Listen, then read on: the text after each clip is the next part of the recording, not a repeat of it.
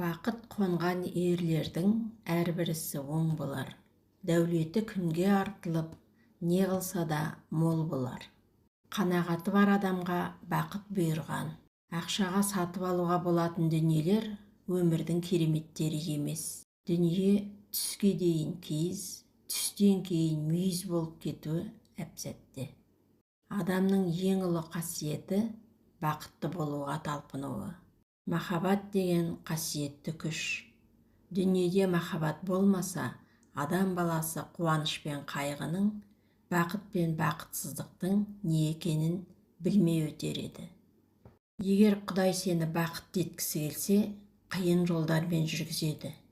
Өйткені бақытқа оңай жолмен жету мүмкін емес.